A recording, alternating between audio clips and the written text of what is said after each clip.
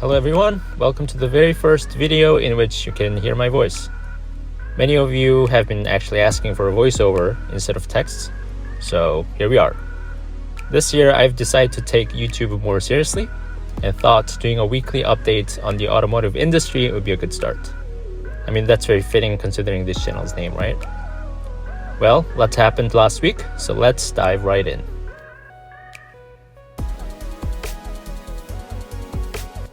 Last week, Gordon Murray Automotive has unveiled the T50S, the track-only supercar that pays homage to three-time F1 world champion Niki Lauda. To be honest, the new car's naming scheme feels a little like a diss to McLaren, but apparently it isn't. It's named in honor of Niki to commemorate his famous win with the Brabham BT46B fan car in 1978. We all know modern regulations are designed to protect the environment and take the fun out of cars we love. And Gordon Murray himself admits he had to make some compromises with the standard car.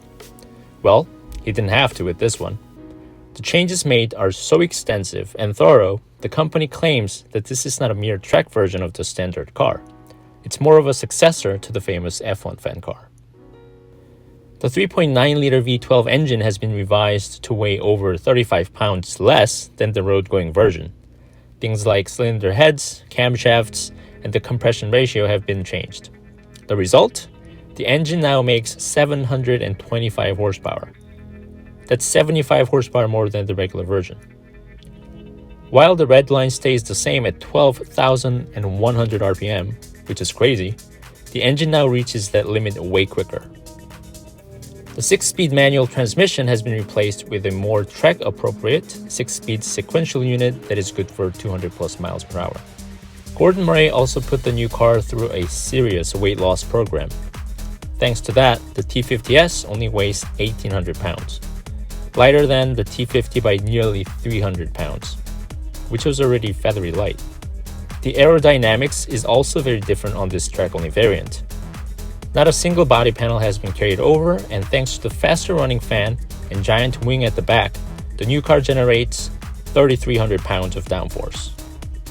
Do you want one? Well, you better act fast, because GMA is only building 25 examples for $4.1 million each.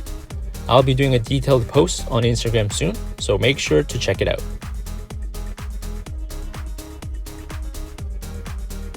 The all-new Mercedes-Benz C-Class is here, and as we all expected, it's a baby S-Class. Besides the controversial S-Class interior, it's not a bad-looking thing. And trust me, that's a compliment for car design in this day and age. Unsurprisingly, the new car is slightly larger than the outgoing model. The wheelbase is 1 inch longer, the car is 2.5 inches longer overall. A big change for this W206 generation C-Class comes from the powertrain. The exclusive engine choice for the new car is a turbocharged 2-liter 4-cylinder, and this could remain for the rest of the new car's life. Mercedes also says every model will come with a mild hybrid setup, making the new cars at least 10% more efficient than the previous generation. Even the range-topping C63 models are expected to sport a hybrid version of the A45's 4-cylinder engine. The next-gen C63 will make a full reveal near the end of next year, but I might need more time to digest the idea of a hybrid 4-cylinder C63. Anyway, now let's move on to the interior. This new interior design language Mercedes has come up with is different for sure, and I'm not sure I'm a fan of it. The old design felt more luxurious and inviting. This new one looks a little too generic.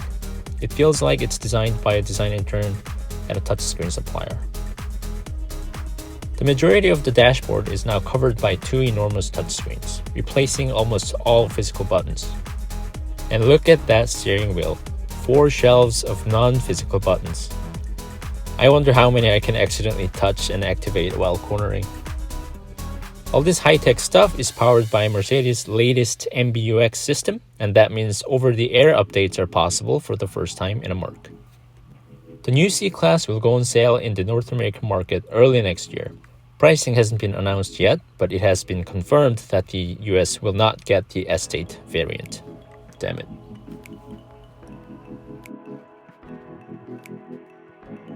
Okay, the C-Class news was a bit of a downer. Let's lighten things up with this Lexus news. Lexus finally revealed the F Sport variant of the IS last week, and it comes with a glorious NAV8. Exclusive to the North American market, the IS 500F is not a full-fledged ISF, which died in 2014. So this is like BMW M340i, but with a 5-liter NAV8. Either way, it's pretty awesome. This huge V8 engine is shared with the criminally underrated RCF and LC500 and makes 472 horsepower. 0 to 60 happens in about 4.5 seconds, and I bet it sounds pretty amazing too.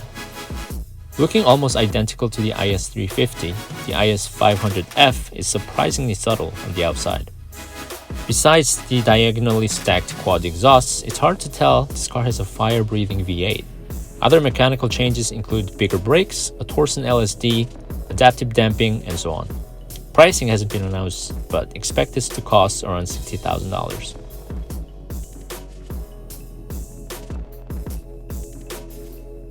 BMW is working on the second generation M2, and thankfully, it's expected to retain a turbo inline-6 engine and a rear-wheel drive platform. It's hard to tell if the next generation M2 will remain to be one of the best-looking modern BMWs because of the heavy camo. But we can still see enlarged wheel arches, big brakes, and a quad exhaust setup, and they excite me. The only thing I'm worried about is BMW giving this the same giant kidney grills found on the new M3 and M4. The full reveal will take place sometime next year. Start saving up, people. It's finally here. The Land Rover Defender finally gets a V8 engine, and I want it even more now. The 5-liter supercharged V8 in the Defender makes about 518 horsepower and can propel the neo-retro SUV from 0 to 60 in under 5 seconds. Land Rover says they have beefed up the chassis and suspension to cope with the added power and weight. There are now larger anti-roll bars, the new electronic active rear diff, and stiffer suspension springs and damper rates.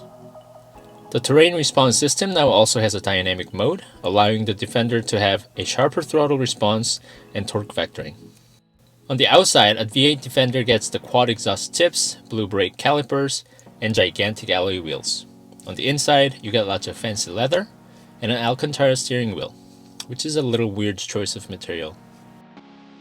No official pricing for the US market yet, but in the UK, the 3-door version starts from £98,000 and the 5-door costs over £100,000. So yeah, expect to pay 6 figures. Not cheap for sure, but it's still considerably more affordable than the G63. The V8 Defenders will hit showrooms this summer. We can all agree that Hyundai has been on a roll lately, but it's still hard to think of their cars as objects of desire. Well, this might just change that. Hyundai finally revealed their all-electric Ioniq 5. Looking at details like the slash on the body side, the V-shape on the face, and the pixelated lamps, this tastefully retro-looking EV is surprisingly faithful to the original concept, and makes us nostalgic for the boxy hatchbacks from the past. In fact, the new car pays homage to the brand's first car from the 70s, the Hyundai Pony, which was designed by none other than the legendary Giorgetto Giugiaro. Ioniq 5 is built on the brand's new electric global modular platform. Hyundai is spinning Ioniq as a standalone EV brand, and the eGMP architecture will provide a basis for many future products. You can choose between a single-motor rear-wheel drive or an all-wheel drive dual-motor version. You can also choose between 2 different battery sizes, 58 or 77 kWh. The dual-motor setup with a bigger battery pack is good for over 300 horsepower and 446 feet-pound of torque, sending this anti-aerodynamic EV from 0 to 60 in about 5 seconds. Hyundai is claiming a range of about 300 miles, but expect that to be a bit shorter in real life. Other cool features include something called V2L. It basically turns the car into a battery pack. You can go camping and power a variety of appliances. You can even use the Ioniq 5 to charge another EV. That's if you have a right adapter. On the inside, everything is a little more simple and subtle. Hyundai says interior surfaces are made with plant-derived fabrics and plastics made from recycled bottles. No specifics on the pricing yet, but expect to see these on the road before the end of the year. So one question remains. Would you take this over the Tesla Model 3? Let us know in the comment section. It's official. For the first time since 1973, Ferrari will race at Le Mans.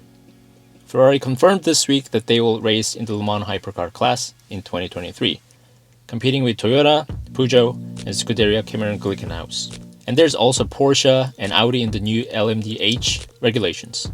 So by 2023, 6 major brands will duke it out. Amazing. In the LMH class, Ferrari can either go for a pure prototype design or a design based on a road car. If Ferrari chooses the latter, there need to be at least 25 road-going versions. Ferrari has just recently started developing this new hyper race car, so we don't know what's the decision yet, but it's awesome either way.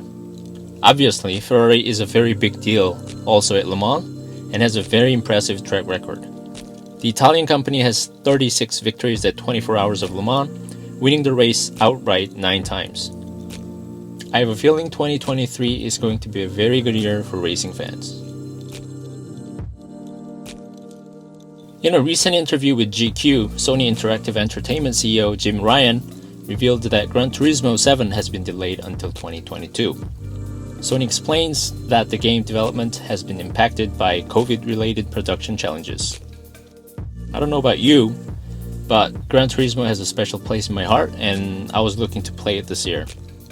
We all know Polyphony, the maker of this franchise, doesn't have a great record of shipping games on time, so maybe I shouldn't be too surprised, but it still sucks.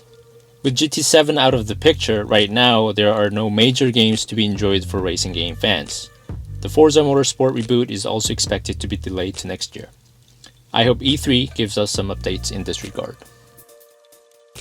So, which news of last week had your interest the most? Do you prefer the T50S over the regular version? How do you feel about the direction Mercedes is taking with the new C-Class? Will you be buying the Ioniq 5 instead of the Tesla Model 3? Let us know in the comment section below. If you liked the video, don't forget to subscribe and hit the like button. Thanks for watching, and see you all in the next one.